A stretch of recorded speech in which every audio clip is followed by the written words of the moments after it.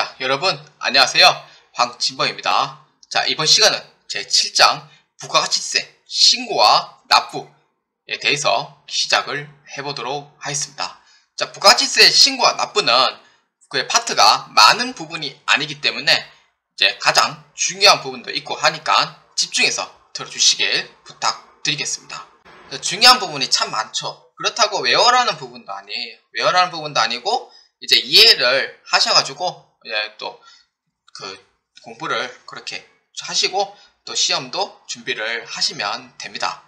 그래서 제가 이제 얘기하는 거, 특히 강조하는 부분은 반드시 알고 계셔야 되는 부분이니까 시험 문제에서도 그만큼 또 많이 나와요. 많이 나오기 때문에 이제 그 부분에 대해서 이제 확실하게 공부는 하시길 바라겠습니다. 자, 최종성 목표는 부가가치세 신고, 납부 기간을 설명할 수 있다 입니다. 부가가치세 신고 납부 기한을 설명할 수 있다. 주사업장 총괄납부의 신고 납부를 설명할 수 있다. 사업장 단위과세의 신고 납부를 설명할 수 있다. 환급 종류에 대해 설명할 수 있다 입니다. 자, 부가가치세 신고와 납부입니다. 이거는 뭐 어떻게든 외워야 되죠. 무조건. 특히 전산회계 1급, 그러니까 처음 배우시는 전산회계 1급, 그 다음에 FAT 1급 하시는 분은 반드시 외워야 한다. 제가 외워야 한다는 얘기를 거의 하진 않았죠. 그런데 이 부분은 가장 중요하기 때문에 어떻게든 수단과 방법을 가리지 말고 무조건 외워 주셔야 됩니다. 납부기한은 항상 과세기간 이제 종료일로부터 25일 이내에 신고 납부를 해야 됩니다. 그래서 4월 25일, 7월 25일, 10월 25일, 그 다음에 1월 25일까지 이렇게 해서 이제 신고 납부를 하고요. 그래서 개인 사업자는 이제 1년에 2번 납부를 하지만 7월 25일까지, 10월 25일까지. 그런데 이제 법인 같은 경우에는 이제 1년에 4번 나눠서 합니다. 그래서 이제 과세 기간은 3개월 단위로 끊어서 이제 하고요. 간이 사업자는 딱 1년에 한 번 납부합니다. 1년에 한 번. 1월 1일부터 12월 31일까지. 그래서 내년 1월 25일까지 이제 신고 납부를 합니다. 간이 가세자는 예정 고지도 있어요. 그러니까 뭐 6월 말까지 해가지고 이제 7월달 고지 납부하는 게 있는데 이제 실제로 이제 신고 납부하는 기간은 이제 1년에 딱 한 번 해가지고 1월 25일까지 이제 납부를 하면 된다. 이렇게 보시면 됩니다. 그래서 간이 가세자는 1년에 딱 한 번 한다. 이거는 꼭 기억을 해주시길 바랍니다. 자, 그 다음 예정 신고와 납부인데 이거는 뭐 상세하게 이제 적은 건데 예정 신고 기간은 과세 기간 종료 후 25일 이내에 신고 납부를 해야 됩니다. 그러니까 신고를 하는데 납부를 하지 않으면 안 돼요. 그래서 신고도 하면서 기한 내에 납부도 하셔야 됩니다. 그래서 신규 사업자는 신규 사업하는 기간에서 이제 예정 과세 기간 종료일까지. 아까 지금 이정이나 이장 쪽에 있었죠. 이장 쪽에. 그러니까 신규 사업자는 이제 과세 기간을 이제 시작하는 기간으로 해서 하고요. 특히 이 개인 사업자 별표 치시면 되는데 개인 사업자는 이제 예정 신고는 고지서 나와요. 그래서 직전 과세 기간에 납부세액의 50%만큼 해가지고 예정 고지금만큼 차감하는데 납부세액이 이제 30만 원 미만인 경우에는 고지서에서 제외가 됩니다. 고지서에서 제외가 됩니다. 그래서 제외가 되고요. 그다음 납세 고지서 발부는 이제 뭐 4월 10일까지 발부를 하는데 납부 기간은 이제 똑같이 이제 25일 안에 납부를 하면 되고요. 근데 예외적인 경우도 있어요. 예외적인 경우. 그러니까 예정 신고는 개인 사업자는 본래 고지서를 받게 돼 있지만 예외적인 경우가 있어요. 첫 번째는 이제 휴업 또는 사업 부진으로 이제 납부할 세액이 3분의 1 미만이 된 경우에서는 이제 예정 신고를 할 수 있고요. 또는 조기 환급 받으려는 거. 그러니까 뭐 영세라든지 아니면은 이제 뭐 기계 같은 뭐 설비를 구입했는 경우에는 이제 조기 환급을 받을 수 있죠. 그 부분에 대해서 조기 환급 받겠다 그러면은 이제 신고 납부를 할 수가 있습니다. 이 경우에는 예외적인 사항입니다. 자, 그 다음 확정 신고 납부. 확정 신고 납부는 이제 과세기간 종료 후 25일 이내예요. 그러니까 25일 이내고 그 다음에 신규로 사업하는 기간은 이제 신규로 사업하는 기간부터 해서 확정 과세기간 종료일까지 봅니다. 그러니까 신규 사업자죠. 그러니까 예정 신고 기간에서 하면은 예정 신고 기간 종료일까지. 그 다음에 확정 신고 기간에서 시작한다면은 확정 과세 기간 종료일까지. 그렇게 생각하시면 되고요. 폐업하는 경우에는 폐업일로부터 다음 달 25일까지 신고 납부해야 됩니다. 이거는 확정 신고만 해당이 돼요. 폐업은 무조건 확정 신고만 해당이 됩니다. 예정 신고 아니에요. 확정 신고만 해당이 되고, 그 다음에 조기 환급을 신청한 경우에는 신고하지 않습니다. 예정 신고 시 조기 환급 신청하는 경우 포함해서 신고하지 않는다. 이 뜻은 뭐냐면은 이제 예정 신고를 이미 했으면은 확정 신고에 대해서는 합산을 해서 신고를 하지 않습니다. 신고를 하지 않아요. 합산해서 신고를 절대 안 합니다. 예정 신고를 했던 사람들은. 근데 고지서는 예외죠. 그 예정 신고까지 포함해서 하는데, 그 다음에 조기 환급을 이제 받은 경우에는 당연히 확정 신고할 때도 합산을 해서 절대 신고를 하지 않습니다. 그래서 이 부분에 대해서는 꼭 알아두시길 바랍니다. 예정 신고를 이미 했는 경우에는 확정 신고할 때 예정 신고분까지 합산을 해서 신고를 하면 절대로 안 됩니다. 그러니까 예정 따로 확정 따로 이렇게 보시면 돼요. 예정 따로 확정 따로. 자, 그 다음에 이제 주사업장 총괄 납부입니다. 주사업장 총괄 납부는 어떻게 해서 납부를 하냐 이거예요. 물론 2장에서도 했던 부분이에요. 2장이나 뭐 1장에서도 했던 부분이죠.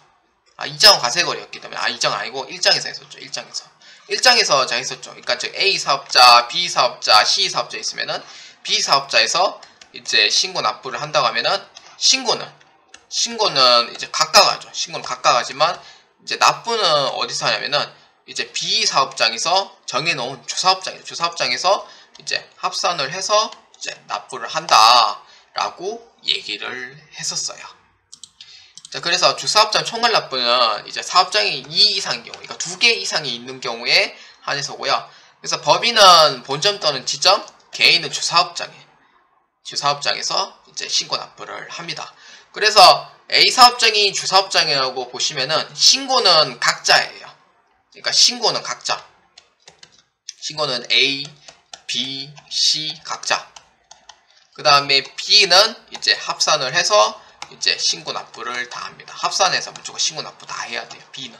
나 A죠. 이거 하도 B라 해가지고. A가 이제 합산을 해서 이제 신고 납부를 다 해야 한다. 이게 바로 주사업장 총괄 납부다라고 보시면 됩니다. 사업자 번호도 당연히 별도예요. 사업자 번호도 당연히 별도예요. A 번호 따로, B 번호 따로, C 번호 따로. 그래서 주사업장 총괄 납부는 A하고 B하고 C는 신고는 각자지만 이제 주사업장 A는 신고도 합산해서 하고 납부도 같이 그렇게 합니다. 그래서 주사업장 총괄 납부는 사업장은 각각 A, B, C 관할 세무서에 신고하고요. 납부는 주사업장에서 합산해서 신고 납부를 해주시면 됩니다. 그래서 주사업장 총괄 납부가 어떤 건지 아시겠죠? 그래서 주사업 총괄 납부는 사업자는 별개로 되어 있지만 신고는 각자 하고요. 주사업장이 이제 몰빵해가지고 이제 합산해서 이제 신고 납부를 한다. 이렇게 보시면 됩니다. 자, 그 다음에 이제 사업자 단위과세예요. 사업자 단위과세는 이제 똑같아요. 본점 또는 지점이고 개인은 주사업장인데 거의 본점에서 하신다고 보시면 돼요. 본점에서 하신다고 보시면 되고요. 그러니까 A 사업장이 주사업장이라고 하면은 이제 B 사업장, C 사업장은 종사업장이 돼요. 그러니까 사업자 등록증 상에 뒷장에 종사업장이라고 이렇게 그게 번호가 다 있어요. 그러니까 사업자 번호는 하나예요. 사업자 번호는 각각의 번호가 아니고 사업자 번호는 하나로 되어 있어요. 그래서 108, 81, 12, 3, 4, 5라고 치면은 B 사업장도 똑같은 번호, C 사업장도 똑같은 번호예요. 이게 바로 사업자 단위과세예요. 그래서 사업자 번호를 하나로 해서 A 사업장이 총괄해서 신고 납부합니다. 그래서 B라든지 C 같은 경우에는 신고를 안 해요. 그러니까 A 사업장이 주사업장이기 때문에 사업자 단위과세 같은 경우에는 신고는 각각 하지 않고요. A가 모두 총괄해서 신고 납부 다 합니다. A가 신고를 한 번에 신고 납부를 다 합니다. 이 차이점이 있어요. 그래서 주사업장 총괄 납부는 그러니까 이렇게 정리할 수 있죠. 주사업장 총괄 납부는 신고는 각자 하고 납부는 이제 주사업장에서 이렇게 보시면 되고요. 신고 납부는 주사업장에서 이제 보시면 되고, 그 다음에 사업자 단위과세는 신고는 이제 주사업장에서 주사업장에서 이제 한 번에 묶어가지고 신고 납부를 다 합니다. 그러면 종사업장은 이제 신고를 아예 안 하죠. 그러니까 이 차이점이 있어요. 사업자 단위가세는. 근데 주사업장은 신고를 한단 말이에요. 이 차이점밖에 없어요. 이 차이점밖에. 그래서 이 부분에 대해서 헷갈리지 마세요. 사업자 단위가세는 본점에서 전부 다 신고 납부를 다 한 번에 다 합니다. 그래서 사업장 B와 C를 묶어서 신고를 하지만 사업장 B하고 사업장 C는 각각 뭐 신고를 하거나 그런 거는 없다. 그래서 A 사업장이 전부 다 합산해가지고 신고 납부를 한다. 그래서 사업장 단위가세다 라고 보시면 됩니다. 자, 그 다음에 이제 부가가치세 신고 제출 서류인데, 부가가치세 신고에 대한 제출 서류는 시험 문제에서 나오진 않아요. 시험 문제 나오지 않는데, 나오지 않는데 이거 왜 작성합니까? 라고 물어볼 수 있는데, 실무시험 때문에 그래요. 실무시험 때문에. 실무시험에서는 이렇게 해서 묻는 문제는 없지만, 그래도 이 실무에 대한 서식 있죠, 서식. 서식 있죠. 이 서식에 대해서 이제 어떤 걸 납부를 하는지, 실제 이제 회사에 들어갔을 때, 이제 어떻게 납부를 하냐, 그렇게 해서 이제 한번 보라고 제가 일부러 적어놨습니다. 세무계산서 학계표는 이제 매입, 매출 세원계산서하고 수입 세원계산서에 관련된 이제 필요 서류를 작성하고요. 부동산 임대 공급가의 명세서는 이제 전세 보증금, 월세 보증금에 대한 서류고, 첨부 서류는 없습니다. 대손세 공제 신고서는 이제 확정 신고 때만 한다고 했었죠. 그래서 첨부 서류는 따로 있어요. 필수적으로 내야 되는 거는 세금계산서하고 거래처 원장은 필수적으로 내야 돼요. 세금계산서와 거래처 원장은 무조건 필수적으로 첨부를 해야 돼요. 그런데 이제 사유가 있죠. 예를 들어서 뭐 사망이라든지, 그 다음에 실종이라든지, 파산이라든지, 부도, 이거에 대해서 이 서류를 다 내야 돼요. 만약에 사망했다면은 사망신고서 내겠죠. 사망신고서를 내겠고, 실종 같은 경우에는 이제 경찰에 이제 실종됐다는 이제 뭐 확정된 서류를 받겠죠. 그 다음에 뭐 감옥에 들어갔다 그러면은 집행했다 그러면 집행했다는 그런 서류를 이제 첨부하면 되고, 파산했다 그러면은 파산했다는 이제 그 신고에, 파산했다는 그 신고한 서류에 대해서 첨부를 하면 돼요. 그래서 첨부를 할 수 있는 입증은 반드시 있어야 돼요. 대손세 공제 신고서는. 만약에 이게 신고할 수 있는 첨부 서류가 미비하다 그러면은 세무서에 전화가 옵니다. 세무서에 전화가 와요. 꼭 달라고. 안 그러면은 소명을 해야 되는데, 소명 못하면은 다시 수정신고 들어가야 돼요. 그래서 대손세 공제 신고서는 좀 이제 까다로운 면이 있습니다. 까다로운 면이 좀 있어요. 그래서 만약에 대손이다 그러면은 대손을 입증할 수 있는 서류는 반드시 있어야 돼요. 그 다음에 이제 수출 시점 명세서죠. 그러니까 매출 수출에서 직수출인 경우에 이제 수출 신고 필증은 첨부 서류로 반드시 제출해야 되고요. 그러니까 내국 신용장 구매 확인서 전자 발급 명세서하고 영세열 첨부 서류 제출 명세서. 자, 그 다음에 공제받지 못할 매입수익 명세서예요. 공제받지 못할 매입수익 명세서. 그래서 매입 불공으로 작성된 서식이기 때문에 첨부 서류는 따로 없고요. 그다음 의제 매입세 공제 신고서는 이제 면세 농산품이라 했었죠. 면세 농산품 구입으로 이제 의제 매입세율을 이제 적용한 서식이고요. 첨부 서류는 따로 없습니다. 건물 등 감가상각 취득 명세서는 이제 고정자산, 투자자산, 유형자산, 무형자산을 취득한 경우에 따라서 이제 필요에 따라 계약서 등을 또 요청할 수도 있습니다. 계약서 등을 요청할 수 있는데, 이 경우에는 조기 환급인 경우에는 요청할 수도 있어요. 왜냐면은 환급될 때 이 환급 사유에 대해서도 그쪽에서 적기 때문에, 그래서 꼭 혹시나 서류를 또 요청할 수도 있습니다. 그다음 신용카드 매출전표 등 발행 직계표는 이제 신용카드에 공급대가 작성하고 있었죠. 공급대가 작성하기 때문에 첨부 서류는 따로 없고요. 그다음 신용카드 매출전표 수령 등 명세서 있었죠. 주의사항 있었죠. 그러니까 저 불공제 되는 거는 이제 입력을 하지 말라고 했었어요. 그래서 신용카드, 카드과세, 그다음 현금 영수증 과세 작성하는 서식이고요. 첨부 서류는 따로 없습니다. 그래서 서식은 이제 저번 시간에 얘기했던 이제 이 서식들이었고요. 그 다음에 이제 마지막 환급입니다. 환급. 환급은 두 가지의 환급 사유가 존재합니다. 첫 번째는 일반 환급이에요. 일반 환급. 근데 일반 환급인 경우에는 꼭 이건 아셔야 돼요. 예정 신고에 대한 환급은 없습니다. 예정 신고에 대한 환급은 존재하지 않아요. 그래서 과세 사업자의 예정 신고 환급은 없다. 꼭 아셔야 돼요. 확정 신고 시 예정 신고 때 발생한 환급 금액을 차감해줘야 돼요. 그러니까 예를 들어서 이제 예정 신고 환급이 5만원이 나왔다. 그러면은 이제 확정 신고 때 이제 금액이 이제 납부 금액은 이제 10만원인데 예정 금액을 5만원만큼 차감을 해줘요. 예정 신고 때 환급했는 거예요. 차감해줘요. 그래서 5만원만큼 차감해줬고, 만약에 이후에도 뭐 환급이 있다 그러면은 그때는 이제 30일 내로 환급을 해줍니다.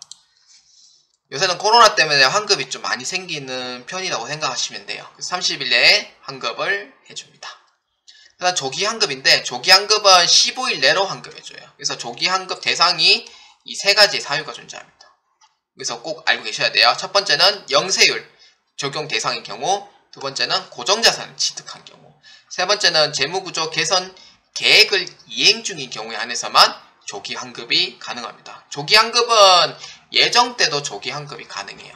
확정 때도 조기 환급이 가능하고, 근데 단 일반 환급은 예정은 불가능하다는 점, 그래서 확정은 가능하다라는 점, 이렇게 해서 보시면 됩니다.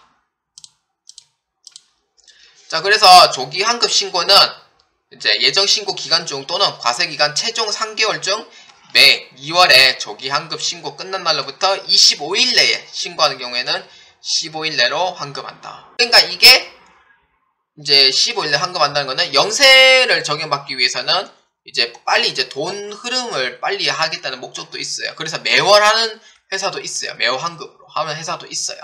그래서 3개월 중 매 2월 해가지고 조기 환급 기간이 끝난 날로부터 25일 이내에 신고하는 경우에는 15일 내로 무조건 환급을 해줘야 됩니다. 그래서 환급을 이제 해주면은 내가 신고를 했다고 해서 그날부터 환급이 아니에요. 꼭 이걸 아셔야 돼요. 신고 납부가 이제 기한이 이제 종료된 이후부터 조기 환급은 15일 내로 환급해 주고요. 그 다음에 일반 환급은 30일 내로 환급해 줍니다. 그러니까 신고 납부 기한이 끝난 후에요. 끝난 날로부터 25일 내에 신고하는 경우에는 끝난 날로부터 그 다음날 해가지고 15일 내로 환급해 줍니다. 이거는 꼭 그렇게 아시면 됩니다. 자, 이제 오늘 수업은 여기까지 끝났고요. 자, 첫 번째는 이제 예정 신고 기간, 그 다음에 확정 신고 기간에 대해서 무조건 알아두시라고 했었죠. 예정 신고 기한에 대해서, 예정 고지에 대해서 했었는데, 예정 고지를 이제 받으면은 이제 납부 금액에서 이제 50%만큼 내야 된다는 거. 그러니까 이거는 이제 개인 사업자만 해당이 되죠. 근데 예외적인 사항이 있었죠. 예외적인 사항은 이제 휴업이나 이제 그 실적이 너무 부진해서 이제 전 기간보다 3분의 1 미만이 되었을 경우에, 3분의 1 미만이 되었을 경우, 그런 경우에 신고 납부할 수 있고, 두 번째는 이제 조기 환급이 경우에서 이제 예외적으로 신고 납부를 할 수 있다라고 했었어요. 그다음에 확정 기간은 어떤 거냐면은, 확정 기간은 이제 4에서 이제 6월달까지 이제 확정 기간을 얘기를 하죠. 7월 25일까지. 폐업하는 경우에는 이제 폐업 날까지 해가지고 다음달 25일까지 이제 신고 납부를 해야 되고요. 그래서 확정 기간은 이제 1기 확정, 2기 확정에 대해서 이제 신고 납부한다는 걸 이제 보았고요. 그 다음에 두 번째는 이제 아까 저희 적었던 서식하고 이제 전부 서류에 대해서 적었지만, 사실 시험 문제에서 나오진 않지만 특히 이제 실무자의 입장에서 제가 이제 적은 거기 때문에 꼭 참고로 알아두시면 좋을 것 같아서 이제 적었던 부분이고요. 그다음 세 번째는 이제 환급이었죠. 환급. 세 번째 환급이죠. 일반 환급은 이제 예정 신고 시 환급을 안 해준다고 했었고, 확정 신고 시에만 환급을 한다고 했었어요. 그 다음에 조기 환급인 경우에는 예정 신고 시에도 환급해주고 확정 신고 시에도 환급해줍니다. 그래서 환급은 언제 해주냐면은 신고하고 납부 기한이 끝나는 다음 날부터 조기 환급은 15일 내로 환급해주고 일반 환급은 30일 내로 환급해준다라고 보시면 되겠습니다.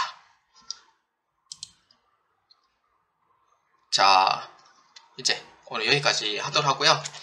특히 전산회계 1급 부분은 6장까지 해가지고 이제 모든 이제 부가가치세 이제 수업이 이제 모두 다 끝이 났습니다.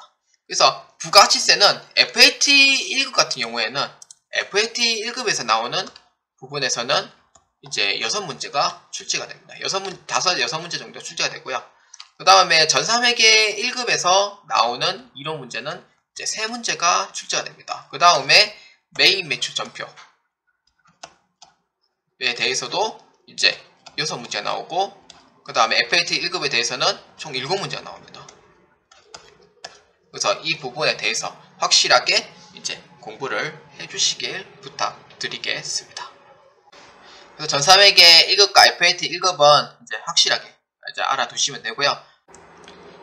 자, 이제 다음 시간에는 이제 제 8장이 되죠. 제 8장에 대해서 이제 부가가치세를 이제 경감세에 대해서 어떤 경감세가 있고, 그 다음에 그 이후에 납부 금액에 있는 그 이후에 가산세 부분도 이제 한번 보도록 하겠습니다.